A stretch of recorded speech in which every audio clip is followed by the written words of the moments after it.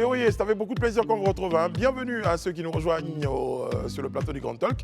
On est content de vous savoir comme tous les soirs, fidèles et nombreux au rendez-vous, j'ai même envie de dire.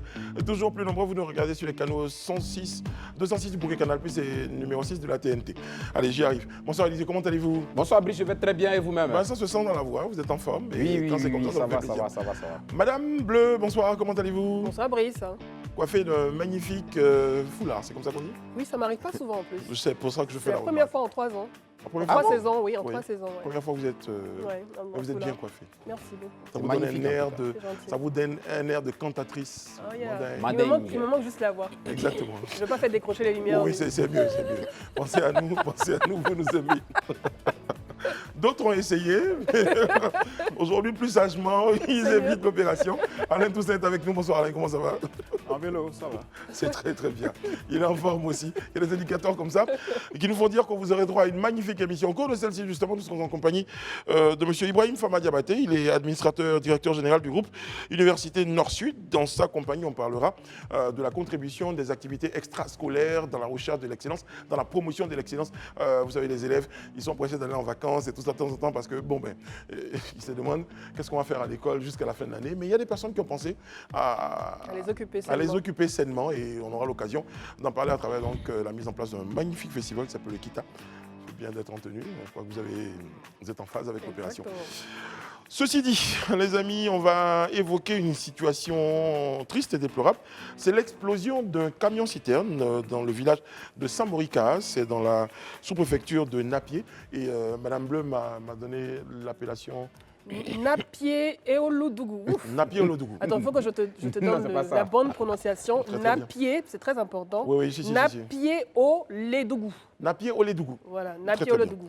Bon, j'ai essayé. Oui, non, c'est bien, vous avez... Ouais, parce que tout le monde dit Napié, mais vous, c'est la culture, c'est bien, vous renforcez notre culture. C'est la région des Dougous. C'est exactement, dans le village de Samorika, vous comprendrez pourquoi, qui a occasionné... Malheureusement, cette explosion a occasionné au moins 4 morts et 8 blessés graves. Bon, la petite histoire, c'est qu'il y a le camion citerne qu'on voit là, qui est tombé en panne.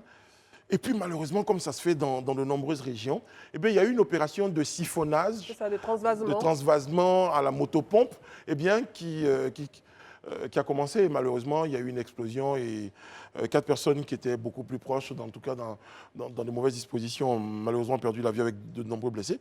Élisée Bouloubé, votre avis sur ce sujet? Déjà, c'est bien triste. Hein? Ouais. Sincères condoléances en tout cas aux parents des victimes. Et puis à tous les blessés, prompt rétablissement. C'est une situation encore qui vient endeuiller de plus encore notre nation et c'est dommage du fait, bien évidemment, peut-être de l'ignorance ou bien de la cupidité exacerbée de certaines personnes. On se retrouve dans une telle situation. Quoi dire de plus, si ce n'est que vraiment c'est encore dommage et interpeller les uns et les autres sur la nécessité de faire beaucoup attention.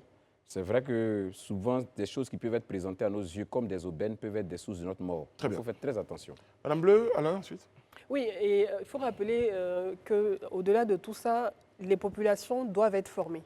Doivent comprendre que lorsqu'on a un camion-citerne, lorsqu'on se retrouve avec un produit dangereux comme l'essence ou le pétrole, il faut éviter de manipuler ces substances qui sont dangereuses. Hautement inflammables. Hautement inflammables. Et là, on ne sait pas qu'est-ce qui a déclenché exactement cette explosion. Peut-être qu'il y a eu une bûchette d'allumettes qui a été déclenchée. Ou, oui, il y a plusieurs plein raisons. de même téléphone portable, hein, maintenant, on m'a dit. Exactement, un téléphone portable qui a sonné, Ou même la motopompe. La motopompe dégage de l'énergie. Donc, tu vois, à force ça peut susciter des étincelles et la flamme peut prendre. Alain Toussaint, je me tourne vers vous et je vais évoquer la question du civisme, hein, si c'est le point que vous souhaitiez. Parce qu'on a vu, il y a quelques semaines, on a vu une usine qui partait en flammes. Une usine de matelas. Et on a vu les populations riveraines qui allaient se servir en matelas, au risque justement d'y perdre la vie. Heureusement, dans ce cas, on n'a pas eu de perte en vie humaine. Si, on a eu. Il y en a eu? Oui, on a eu. Ce jour-là? Ah non, pas non, pour l'usine des matelas. Vous dire que pendant que les personnes allaient s'approprier les matelas frauduleusement, une charpente pouvait s'écrouler. Ouais. S'écrouler, il peut y avoir une explosion. Et c'est un peu ce qui se passe malheureusement avec le cas de Napié. Oui, Élisée l'a indiqué tout à l'heure, ainsi qu'Edith, je pense que c'est l'appât du gain. Voilà, c'est une opportunité pour ces personnes-là d'aller revendre ce pétrole illégalement, illicitement acquis.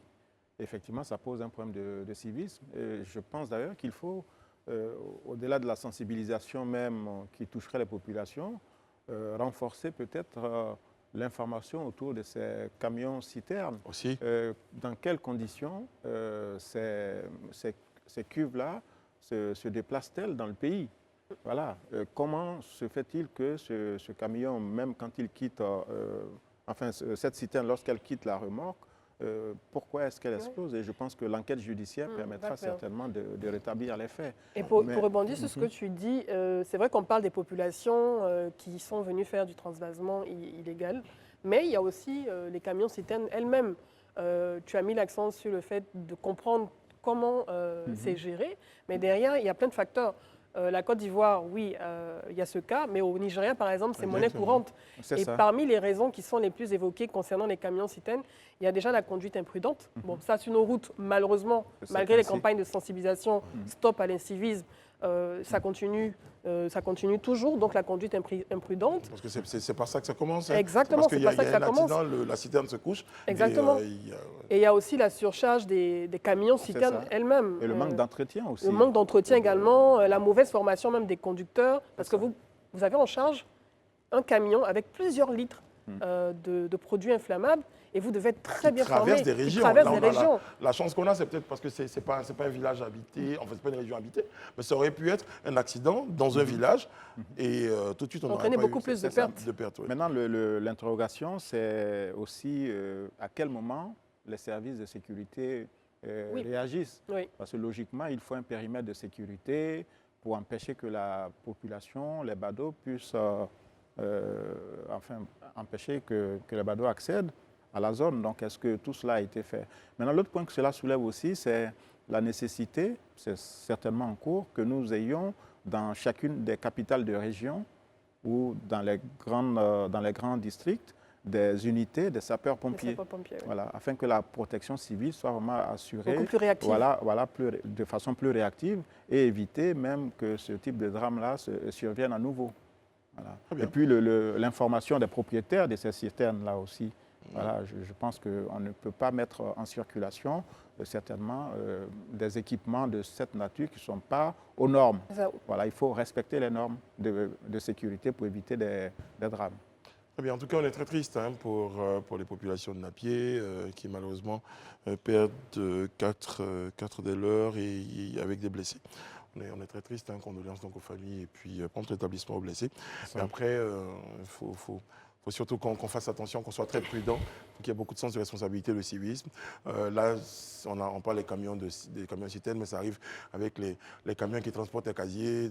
Oui, c'est ça. Après, des boissons. Des boissons et bien d'autres choses. Et même du gravier, on a vu il y a 3-4 ans une dame qui a reçu une décharge de... Un monsieur, une dame, un couple. Oui, un couple. Voilà, un couple. Et c'était en plein de plateaux. Donc, à un moment donné, il faut aussi que certaines règles soient respectées. C'est ça. Très bien. Merci beaucoup, les amis. Avec votre permission, nous recevrons à présent M. Ibrahim Fama Diabaté. Il est administrateur, directeur général du groupe des universités Nord-Sud Institut Fama. Merci de nous rejoindre sur le plateau. Merci. Avec vous, je disais, on va évoquer la question, Madame Bleu, je l'annonçais, de la saine occupation de notre jeunesse. Bonsoir, monsieur Diabaté, comment allez-vous? Bonsoir à tous. Merci.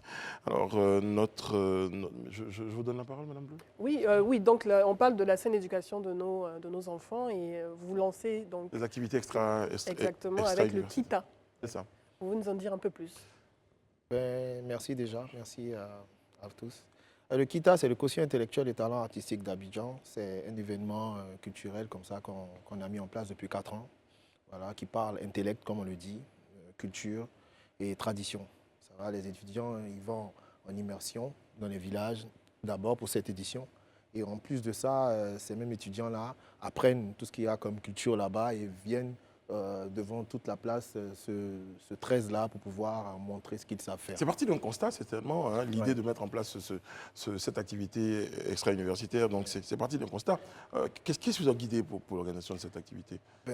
On se dit déjà que les étudiants, ils sont friands de belles choses, c'est-à-dire qu'ils aiment bien s'amuser. Et moi, pourquoi pas, pour moi, allier le ludique et l'intellect, d'où créer ce quotient intellectuel et talent artistique d'Abidjan pour permettre à ces étudiants-là non seulement d'apprendre, et puis surtout de mettre en valeur leurs différents talents respectifs. Tout à l'heure, j'évoquais une situation, la situation des congés anticipés. Est-ce que vous, vous êtes à l'édition, c'est la deuxième édition d'Ikita? Non, la quatrième. La quatrième édition d'Ikita. Est-ce que vous avez l'impression qu'à travers ces activités-là, parce qu'il n'y a pas que celles-là que vous organisez au niveau de votre établissement, est-ce que vous avez l'impression que ces activités-là participent à ce que les jeunes aujourd'hui se retrouvent beaucoup mieux dans cet environnement-là? Et les questions de congés universitaires, de congés anticipés, est-ce que vous vivez ça par exemple vous? Non, pas vraiment, parce qu'on essaie de mettre nos étudiants dans les conditions, on essaie de mettre nos étudiants dans tout ce qu'il y a comme activité à travers des artistes déjà qu'on envoie vers nous. Et en tout cas, vraiment, tout se passe bien à notre niveau. Il n'y a pas réellement, on ne le sent pas. Parce qu'à chaque fois, il y a toujours des activités au sein de l'université qui permettent aux enfants de ne même pas penser à aller en congé anticipé. Il y a déjà eu 3 éditions. Oui. Et quel est le bilan que vous faites déjà de ces trois éditions? Le bilan, il est assez positif. Parce qu'on a commencé déjà dans un de nos campus à Avridi, où on avait eu à peine 1000 personnes. Mais pour l'édition 3, on a eu 7000 personnes. Wow. Et donc, on espère vraiment faire mieux pour cette année, surtout qu'il y a un projet RSE derrière.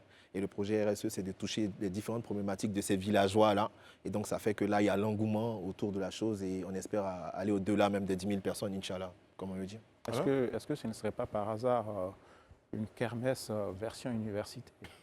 Non, du tout. Du tout. Je ne pense pas que ça Parce soit... que là, je vois spectacle avec des artistes en vogue, génie en herbe, danse traditionnelle. C'est Rio avant l'heure. Non, je ne dirais pas. Je dirais plutôt les étudiants parce qu'il y a plusieurs rubriques, il faut le dire. Déjà, il y a la danse traditionnelle aussi, c'est important de le dire. Il y a la danse traditionnelle, il y a le concours culinaire, il y a le génie en herbe. Parce que le génie en herbe, ça permet à l'étudiant de se positionner sur plusieurs sujets, notamment l'économie, même l'anglais, la culture et tout ce qui va avec, et sans oublier d'autres aspects comme les faits historiques. Et c'est pour ça même qu'ils sont allés dans les villages en immersion pour apprendre les différentes cultures de ces différents villageois-là et venir les transmettre ça aux yeux des autorités, aux yeux même de vous. On profite pour vous inviter, monsieur, merci, pour vous dire de venir voir ce que vos enfants ils savent faire. Ah, vous dites immersion dans les villages, pour moi c'est très très important. Oui, comment ça s'est passé? Ça a déjà eu lieu, Oui. l'immersion a déjà eu lieu, et donc il doit venir faire la restitution. Voilà, exactement. En fait, de base, on a pensé faire ça pour préciser avec plusieurs universités. Okay. Avant, pour les 7000 personnes qu'on avait eues, c'était que les étudiants du groupe Université Nord-Sud. Ça, il faut préciser. Mais cette fois-ci, c'est avec plusieurs universités, 9 universités en tout. Et là, ils sont allés dans les différents villages. Quel village, oui. À Man, par exemple, ils sont allés à Djokwe, à Sakassou et puis à Dembokro. Et donc, ils sont allés là-bas, ils ont vu vraiment les choses différemment. Ils ont vécu chez l'habitant. Chez les habitants pendant 3 jours. Et l'objectif, c'était de venir mettre tout ce qu'ils ont vu là-bas. On enseigne des valeurs. Des valeurs, exactement. Des valeurs, même la cuisine surtout. Parce qu'il y aura un concours culinaire vraiment assez Les élevé. hommes comme les femmes. Exactement. Et donc, voilà. Élisée, j'ai une question qui... Oui, non, moi, c'est juste de savoir. Hein. C'est vrai, ils sont revenus du village, ils vont restituer ce qu'ils ont appris dans ces villages-là. Comme Alain pouvait le dire, c'est vraiment ça, pour moi, c'est le plus essentiel. Est-ce qu'il y a un mécanisme de suivi qui est mis en place, de sorte que quand on sort des festivités comme telles qui vont durer juste 3 jours, c'est qu'ils ont appris le reste réellement et que cela soit partagé avec les autres? Bien évidemment, il y a le projet RSE déjà. Avec ce projet RSE, on peut dire que ça va rester. Pourquoi? Parce que le projet RSE vient juste après tout ce qu'il y a comme festivité. Est-ce qu'on explique un peu le projet RSE? J'explique le projet RSE. C'est-à-dire, quand ils sont allés en immersion, ils sont allés en immersion pour apprendre, bien évidemment. Mais il y a des problématiques des villageois. Comme par exemple l'eau, il n'y a pas l'eau. Je vais citer un village à Djokwe, où c'est l'eau de Marigot qu'ils utilisent là-bas. Donc les étudiants, par exemple, d'un groupe, je vais taire le nom, ils sont allés là-bas pour voir toutes ces problématiques-là, ils ont vu, et ils vont revenir pour faire un pitch ici, pour un autre concours encore, qui est le concours RSE, qui est de responsabilité sociétale et environnementale, qui va permettre à cet étudiant-là de bien évidemment montrer qu'il participe à la vie de la Côte d'Ivoire même tout entière, d'où la continuité. Voilà. Non, je n'ai pas bien compris. Est-ce que ça dit qu'à l'issue de ce RSE dont vous parlez là, ou bien du moins le but, c'est qu'au final, ceux-là qui n'ont pas d'eau potable puissent avoir de l'eau potable. C'est ça la Bien finalité. évidemment, parce qu'au fait, il y a un Quand vous concours dans un concours. Je vous explique bien. Les étudiants, certes, sont allés pour venir, bien évidemment, culture. mettre en Restituer. avant tout ce qu'il y a comme culture C'est ça. et tout ce qu'il y a comme mets des Et ils différents portent une villages. problématique. Et ils portent la problématique et viennent encore pour présenter la problématique. C'est pour ça qu'on dit il y a 3 jours de festivités, on peut dire ça comme ça, D'activité, 3 jours d'activité, on peut dire. La première activité, le 11, c'est une journée de salubrité où ils vont bien évidemment balayer dans tout Ouassakara. Le deuxième jour, c'est le projet RSO. Ils vont présenter ce qu'ils ont fait là-bas. Ils vont présenter. En attendant, et c'est avec des pitchs, hein, bien évidemment. Ils vont pitcher, les vidéos vont passer et tout et tout. Et puis le troisième jour, c'est le jour de la fête. Et donc, à Mais- travers ce qu'ils ont vu, ce qu'ils ont défendu, il y aura certainement une mobilisation de ressources, Bien sûr. de personnes Exactement. pour pouvoir accompagner Il y aura du le projet. financement pour accompagner le projet. Exactement, exactement. Et donc, le financement même pourra se faire par eux-mêmes parce qu'il y a un système de voting qu'on a mis en avant. Donc, ça, c'est une précision aussi à donner. D'accord. Voilà. Alors, Dans le prolongement de la question d'Élysée, je pense qu'effectivement, il faut inculquer à la jeunesse des valeurs fondamentales dans notre société, qui sont notamment la solidarité Surtout. et l'intérêt qu'on porte à la situation de l'autre. Maintenant, de façon durable, est-ce que vous, dans votre université et celle de vos universités partenaires, vous avez des dispositions qui permettent à ces jeunes, par exemple, d'être au contact de la culture, de l'histoire, de la société, enfin, du vécu de la société? Parce que pendant 3 jours, effectivement, on passe en revue certains sujets, etc. Et puis, bon, on revient l'année prochaine pour une nouvelle édition. Entre-temps, qu'est-ce que vos universités prévoient, par exemple, pour que ces enfants, ces jeunes, indépendamment des manuels universitaires, aient accès à la culture? Bien évidemment, ça va aller dans une même dynamique. Hein. C'est-à-dire qu'on va continuer avec ce même projet KITA, mais qui va être plus vulgarisé. Où les générations à venir vont se permettre même d'aller, en plus d'aller dans les villages, auront une sorte de parrainage déjà des autorités et tout et tout. Et puis, ces mêmes universitaires-là vont inculquer ça de génération en génération. Et puis, les choses vont donc y aller. régulièrement, Ouais. vous aurez des rencontres Des rencontres donc, comme ça. avec des personnes, avec ces étudiants. Avec ces étudiants et même avec ces villageois Oui. et même avec ces villages. Ils auront une appartenance là auprès de ces villages-là. Mais- Et puis ces cultures-là seront... Et je note dans vos activités que justement, vous, dans l'une d'entre elles, il y a une forme de fait historique, parce qu'Alain parlait d'histoire. Il y a des faits historiques qui sont retranscrits. Vous avez parlé, là je vois par exemple, il y a eu Samori. Bien sûr. Donc ces faits historiques-là Oui. permettent à un plus grand nombre d'être au contact de l'histoire de notre pays, de l'Afrique. Bien évidemment. Parce que... Allez-y. Non, bien évidemment, parce que les faits historiques sont comptés tels qu'elles ont été appris là-bas. Et puis les étudiants, ils vont se permettre même d'expliquer mieux même que les membres du jury parce qu'ils ont vécu les choses. Beaucoup de choses. Élisée Boloubeu, Ouais, qui est rapidement. Manle, vous savez de quoi je Non, je suis de Pogouin, dans la sous-préfecture de Vous Biencourt. connaissez pas l'histoire de Ah Mans oui. Si, je connais. Ah bien, ben voilà, c'est- de Manle, oui. Ils ont appris beaucoup. Bien sûr. Oui, alors une opération comme celle-là ne se mène pas sans moyens. Est-ce que vous avez l'appui institutionnel, financier, par exemple, de certains ministères? Pour tout vous dire, non. Et Pour tout pourquoi vous dire, non. Vous avez sollicité? On a sollicité. Et qu'est-ce mais qu'ils ont dit? Ils étaient Ils ont dit qu'ils aux viendront. abonnés absents? Ils ont dit qu'ils viendront, mais c'est le gouvernement. Ça fait c'est- 3 années, 3 Oui, éditions. vraiment, mais maintenant. il faut remercier, il faut préciser le ministère du Tourisme, M. Siendou Il Fofana. vous a que je donné salue. juste le logo ou un peu d'argent? Un peu. Ah.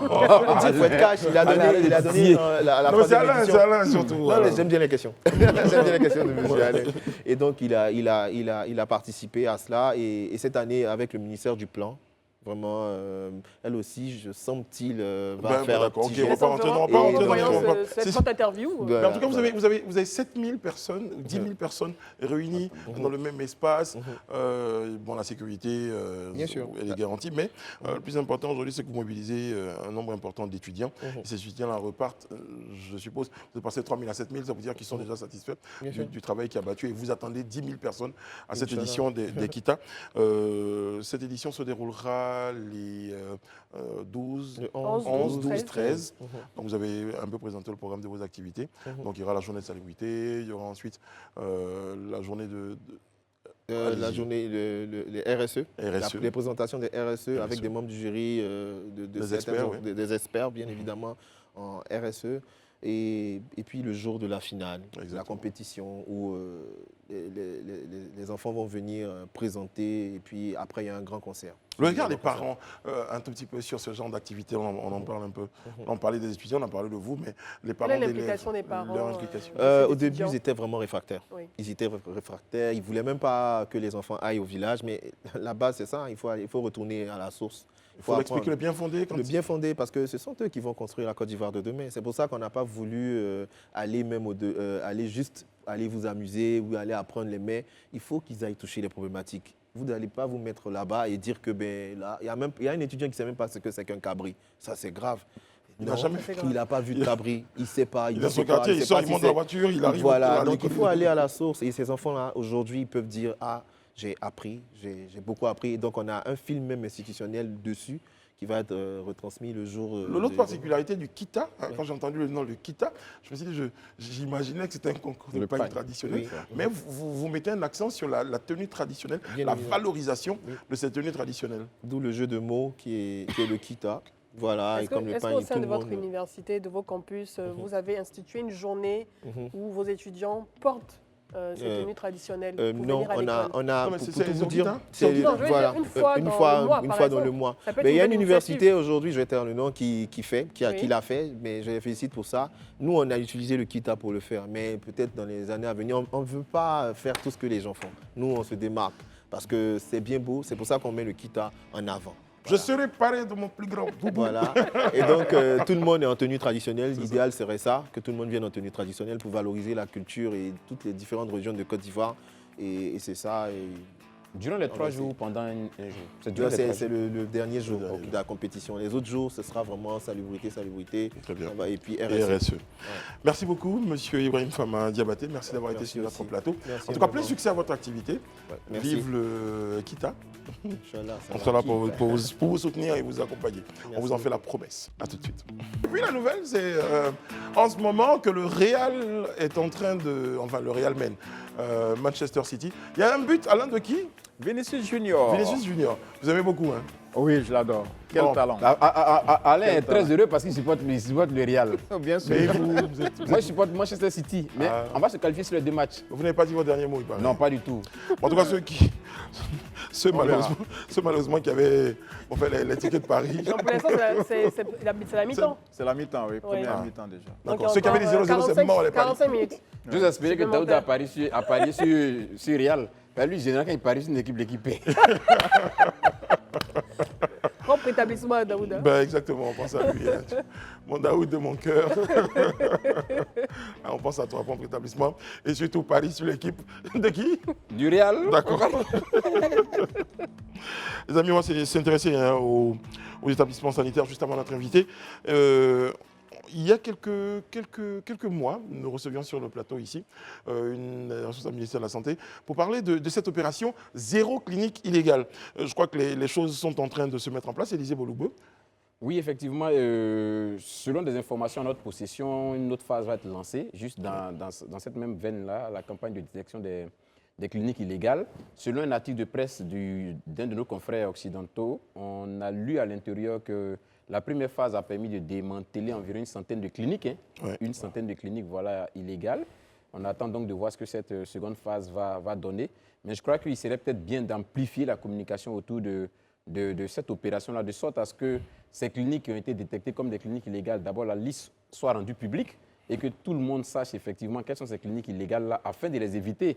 Parce que certainement on les fréquente sans forcément savoir qu'elles ne sont pas constituées de façon légale et c'est quand même un préjudice qu'on encourt. Donc je pense que l'une des choses à faire maintenant, c'est de rendre vraiment publique la liste de ces cliniques-là et éventuellement demander qu'elles se mettent aux normes, parce que être illégal, ce n'est pas forcément que le traitement là-bas n'est pas bien fait. Exactement. C'est seulement qu'on n'a pas tous les papiers, on n'a pas toutes les formalités administratives qui ont été effectuées. Et peut-être il va falloir que ces cliniques-là le fassent. Il faut rappeler que c'est 815 établissements sanitaires qui seront visités donc, par ces services de contrôle et qui sont présents dans les 9 communes d'Abidjan.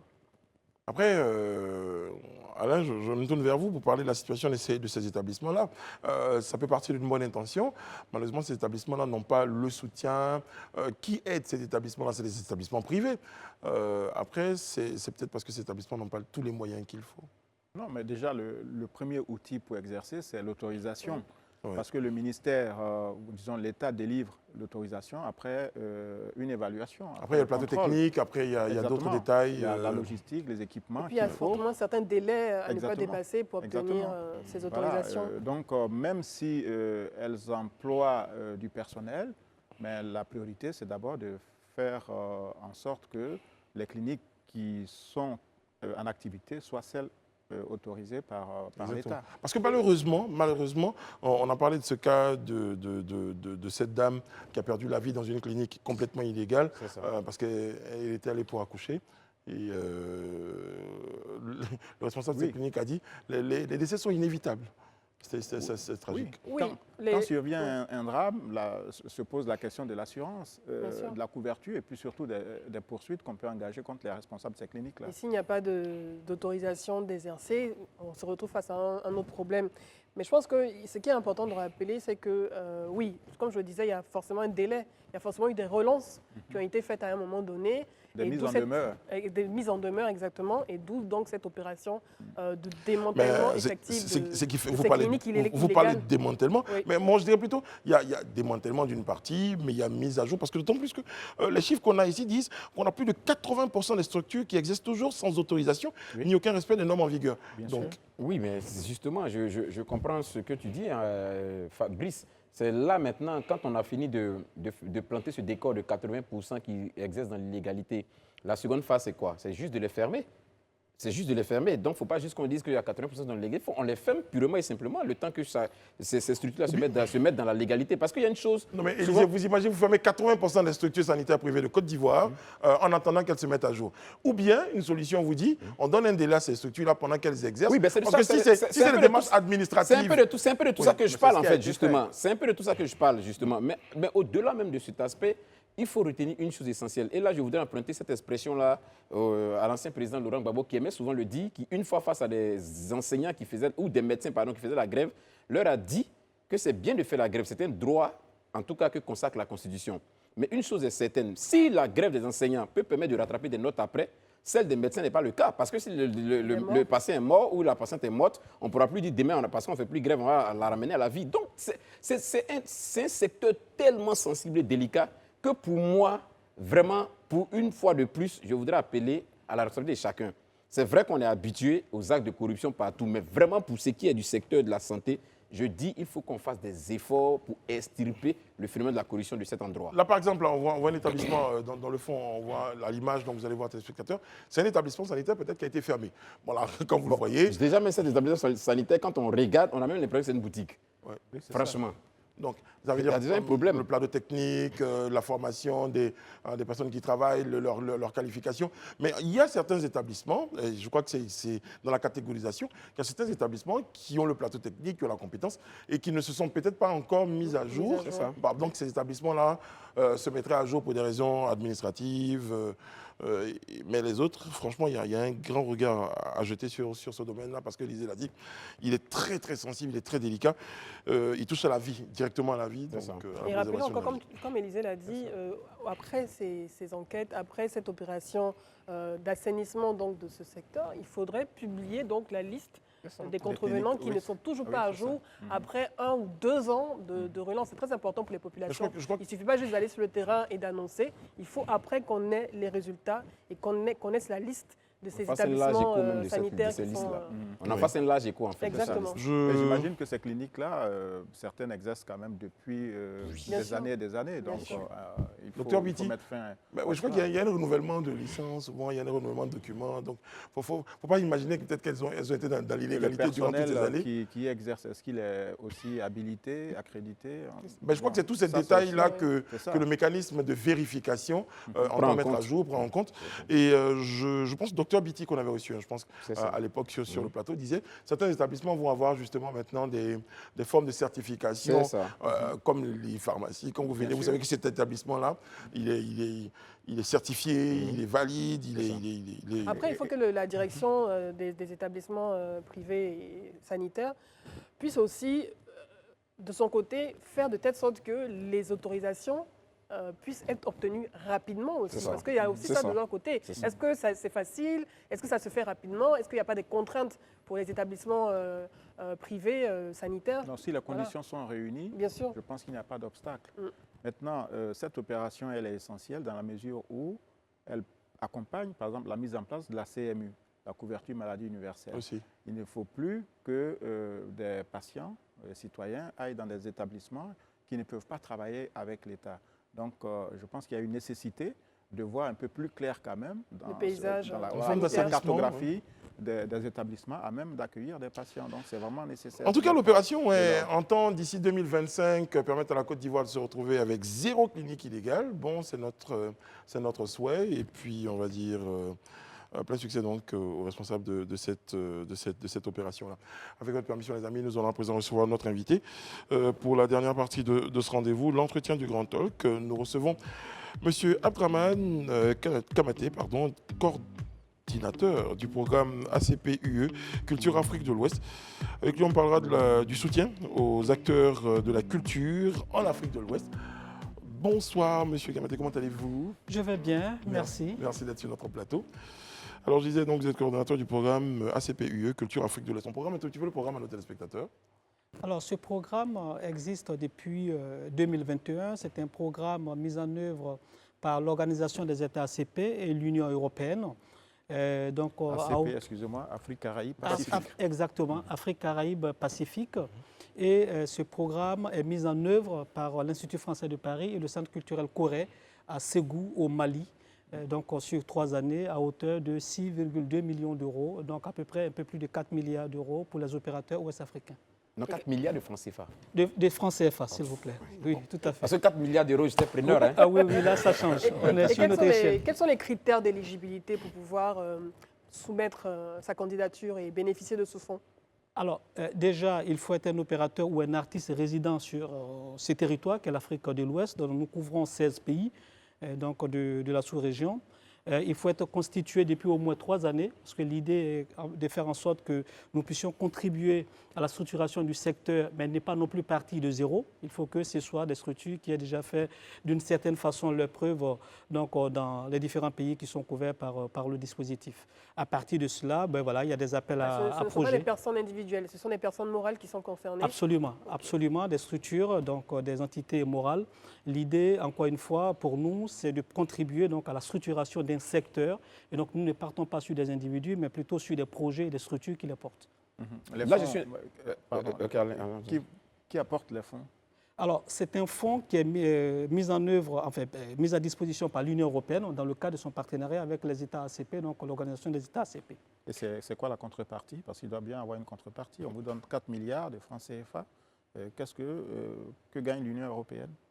L'Union européenne gagne à participer au développement donc, de ces territoires. Nous savons notamment que le secteur culturel est un secteur qui concerne énormément la jeunesse.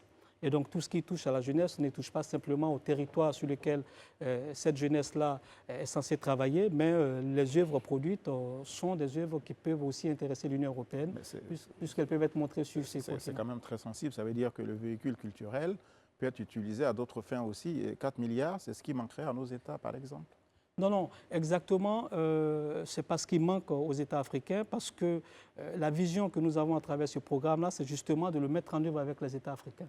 Je viens juste de rentrer d'une tournée qui m'a amené au Bénin, donc, où j'ai rencontré les autorités, au Togo, au Ghana. Je suis donc arrivé en Côte d'Ivoire ce matin. Et donc l'idée est aussi de rencontrer les autorités ivoiriennes, étant donné que déjà le ministère de la Culture, à travers donc Madame Françoise Rumac, a pris à cœur ce dispositif, puisqu'elle a déjà rencontré les 11 opérateurs ivoiriens que nous soutenons, pour faire en sorte qu'il y ait une mutualisation non seulement des moyens, mais des stratégies souhaitées par l'Union européenne et les États ACP. Quelqu'un aurait dit que ça se mettra en place, mais en attendant, eh bien, il y a ce fonds-là pour eux. Mais là, vous venez de dire que vous soutenez 11 opérateurs en Côte d'Ivoire, c'est ça? Oui. Ça veut dire qu'ils ont été déjà ciblés. Sélectionnés. Ils sont dans quel secteur et quelle est la nature de l'accompagnement? Est-ce que c'est un accompagnement financier? Est-ce que c'est un accompagnement d'autres techniques? C'est quoi la nature de cet accompagnement? Les deux. Les 11 déjà sont dans quel Je secteur? dirais même les 3, puisque nous allons au-delà. Donc les 11 sont dans quel secteur? Si déjà on peut savoir. Oui, les secteurs. Alors là, nous touchons au secteur du cinéma, donc à travers on va dire la diffusion. Nous touchons au secteur du théâtre, au secteur du conte, de l'édition, Et donc voilà, ça reste un programme pluridisciplinaire. Le seul secteur que nous ne soutenons pas simplement en Côte d'Ivoire, que nous ne soutenons pas, c'est la production cinématographique, puisqu'il existe un autre dispositif qui donc prend en compte ce secteur. La nature de l'accompagnement, est-ce qu'il est financier ou est-ce qu'il est technique? C'est quoi aujourd'hui? Il est financier et autres. Donc nous accompagnons pour ce que nous appelons les fonds de structuration à hauteur de 150 000 euros, ce qui fait à peu près 100 millions, si je ne m'abuse, 100 millions de francs CFA, un certain nombre d'opérateurs ivoiriens depuis donc 2021. L'idée étant de faire en sorte que ces opérateurs puissent passer d'échelle. Parce que nous considérons que pour qu'une structure ou une entreprise puisse se développer, il faut que les porteurs ou ceux qui animent ces structures-là puissent aller au-delà des contingences du quotidien. Comment faire pour payer mon salarié, comment faire pour payer mon électricité. Voilà, donc c'est un accompagnement qui leur permet de se recentrer sur le cœur donc, de leur activité. Il est remboursable? Non, c'est des subventions. C'est des subventions. Et donc, il y a ce type d'opérateurs qui ont déjà un certain niveau de développement, qui bénéficient donc des 150 000 euros, et d'autres un peu moins avancés dans leur structuration, qui bénéficient des 25 000 euros, notamment avec donc, une aide ciblée sur l'activité. Donc, je vous ai parlé d'un accompagnement financier. Nous avons aussi un accompagnement en termes de formation, donc de renforcement des capacités. La Côte d'Ivoire a déjà eu sa première session de formation, dite formation courte, qui est construite de la façon suivante. Nous arrivons sur le territoire, donc sur la Côte d'Ivoire, nous discutons avec les opérateurs qui disent leurs besoins de renforcement des capacités, et le rôle donc, du programme que je mène est d'apporter les formateurs capables donc, de répondre donc, aux besoins exprimés par le terrain. Cela nous paraissait quelque chose d'extrêmement important. Et le troisième aspect donc, de l'accompagnement, c'est le réseautage. Je vous ai parlé de cette tournée. Je vous donnerai à cet égard l'exemple d'un projet ivoirien qui marche superbement bien. C'est le projet Alliance, qui concerne donc la création d'un réseau de diffusion dans 5 pays ouest africains, donc la Côte d'Ivoire, le Ghana, le Togo, le Bénin et le Burkina Faso, de sorte que dans chacun des pays, nous ayons 3 lieux qui accueillent des projets qui vont être retenus de commun accord avec les responsables des lieux, et un projet qui tourne dans ce réseau-là à un minimum de 36 dates. Et donc nous contribuons de cette façon-là à créer une forme d'économie et une forme d'autonomisation, parce que quand le programme s'arrêtera, il faut que ces artistes continuent de créer et continuent de circuler. Monsieur Kamaté, allez-y, pardon. Pour une réflexion plus large, quel est votre regard sur les industries créatives? Parce qu'on parle d'industries créatives. Quel est votre regard sur les industries créatives en Afrique de l'Ouest? On est en 2023, vous parlez de production cinématographique, vous parlez de théâtre. Dans certains pays où le théâtre, par exemple, peine à décoller. Quel est votre regard sur ces industries créatives? Alors, vous savez, moi, je suis de nature très optimiste. C'est pour ça aussi que je suis très heureux de travailler sur cette zone. Très clairement, nous pouvons faire plus et mieux. Mais je ne crois pas que sur le continent, ce soit la région la moins bien lotie en termes donc, de capacité dans ce secteur. Le potentiel, il est énorme. Nous ne l'avons pas encore suffisamment exploré. Et justement, il convient que certains partenaires au développement, mais aussi nos États, puissent fortement s'engager là-dessus, parce que si nous y arrivons, on aura la capacité d'absorber énormément de jeunes, énormément de demandeurs d'emploi. Et je considère que c'est un secteur qui ne tarit jamais. Autant le pétrole à un moment donné peut finir, ou le coût du café, du cacao. Vous avez forcément des référentiels dans d'autres parties de l'Afrique. Quel est l'apport que vous envisageriez pour ce secteur dans le PIB en Afrique de l'Ouest, comparé à d'autres pays? C'est ce que nous faisons, c'est-à-dire qu'aujourd'hui, accompagner, je vais dire par exemple la compagnie Naforoba, qui est un de nos bénéficiaires, la compagnie Socan Théâtre, que nous accompagnons à mettre en place un réseau de circulation. Nous pensons que quand on diffuse, quand on crée et qu'on diffuse, normalement, je dis bien normalement, il doit y avoir une économie qui naît, puisqu'il y aura des consommateurs. Donc, nous contribuons à créer le produit, mais aussi à motiver le consommateur, de sorte que la création et la consommation puissent se rencontrer, et donc l'économie se développe. Alors, avant Élisée? Oui, est-ce que les créateurs de mode, les stylistes sont pris en compte dans ce programme? Oui, tout à fait. Je dis encore une fois que le seul secteur que nous ne prenons pas directement en compte, c'est celui donc, de la production cinématographique. Sinon, le renforcement des capacités dans ce secteur, nous pouvons accompagner des projets de formation des producteurs, des festivals de cinéma. évidemment la mode, mais tout dépend aussi des projets qui nous sont soumis. Très bien. Voilà, donc nous touchons tous les secteurs. Élisée? Je voudrais savoir quelle est la durée de ce programme, ce financement-là. Là, vous avez déjà 11 au niveau de la Côte d'Ivoire que vous avez déjà sélectionné. Certainement, vous imaginez que beaucoup d'Ivoiriens et beaucoup de créateurs aujourd'hui, vous voyez sur la télé, voudront demain vous contacter. Jusqu'à quand, je dirais, on pourra sortir de ce 11-là pour pouvoir recruter d'autres personnes, en fait? Alors, pour être très précis, le programme, il dure 3 ans. Nous l'avons commencé en 2021. Donc, en avril 2024, ce programme, dit programme ACPUE Culture, prendra fin. Okay. Bien évidemment, l'espoir, en tout cas, est qu'il puisse continuer sous une autre forme et aussi qu'il y ait une appropriation, évidemment, des pouvoirs publics dans lesquels ces projets sont mis en œuvre. Mais au-delà de cet accompagnement, nous n'y arriverons que lorsque nous réussirons à obtenir une forme d'autonomisation de ces opérateurs. C'est ça le but, parce que la subvention ne sortira pas quelque chose. Voilà, la précarité ne s'arrêtera pas en mettant chaque fois des subventions, mais il faut pouvoir créer l'économie d'autonomisation. Exactement. Mais vous évaluez les projets pour les financer aussi. Donc vous pouvez déjà vous projeter, voir si les projets peuvent avoir une vie durable aussi. Absolument, c'est un critère qui est mis en tout cas en avant par les membres du jury, parce que là aussi c'est une spécificité de ce programme. Tous les membres du jury, des différents jurys donc, qui statuent, sont des jurys constitués d'experts ouest-africains. Il n'y a pas d'experts extérieurs. Parce que nous considérons qu'un projet qui est soumis peut être parfaitement bien écrit, mais que la réalité et l'environnement dans lequel il est mis en œuvre ne soient pas à la hauteur. Et donc, les jurys ont aussi pour rôle de regarder l'écriture, certes, du projet, mais de voir le contexte et comment, effectivement, ces projets-là peuvent atteindre les objectifs. Sur les 11 projets en Côte d'Ivoire, quelle est l'enveloppe moyenne? Par projet? Alors, nous avons 2 projets sur le fonds de structuration, donc à hauteur de 150 000 €, ce qui nous fait 300. Et la différence, c'est des projets à 25 000 €. Donc, qui sont plutôt sur l'activité, parce que les 150 000 sont des enveloppes qui nous permettent de soutenir véritablement la structure et l'activité.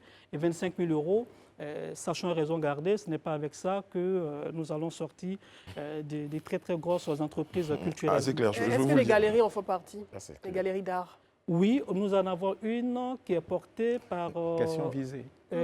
Ici, pas très loin de l'Hôtel Ivoire. Pardon, non, c'est